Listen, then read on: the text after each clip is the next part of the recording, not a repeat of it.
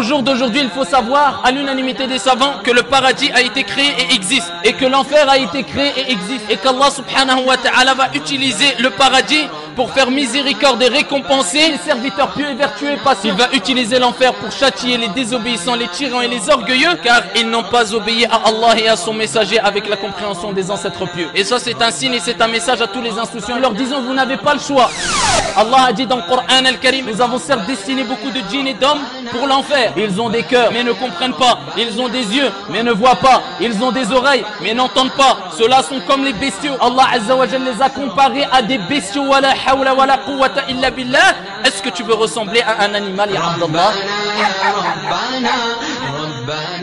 الحمد لله الذي خلق الموت والحياة ليبلوكم أيكم أحسن عملا وأشهد أن لا إله إلا الله وحده لا شريك له وأشهد أن سيدنا وحبيبنا محمدا عبده ورسوله أما بعد. Ceci dit, mes chers frères et sœurs, ceci est un message à tous nos frères et sœurs, les plus jeunes comme les plus âgés, qui multiplient les efforts, comme vous le savez tous et toutes, et moi le premier ici.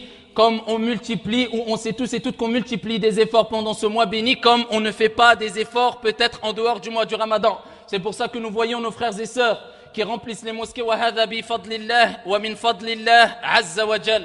Ceci est une grâce et provient de la grâce divine de notre Seigneur Tabaraka wa Ta'ala, que nous voyons les jeunes remplir les mosquées comme ils ne remplissent pas les mosquées en dehors du Ramadan. C'est pour ça que je m'adresse particulièrement à ces jeunes, mais aussi aux plus âgés et aux plus jeunes, aux femmes et aux hommes, mais particulièrement à la jeunesse musulmane, ayyuhal ikhwat wal akhawat, qui multiplie les efforts pendant le mois du Ramadan. Je leur dis, ayyuhal ikhwat wal akhawat, au-dessus de ce mimbar, lors de cette journée bénie, lors de ce mois béni, vous n'avez pas le choix.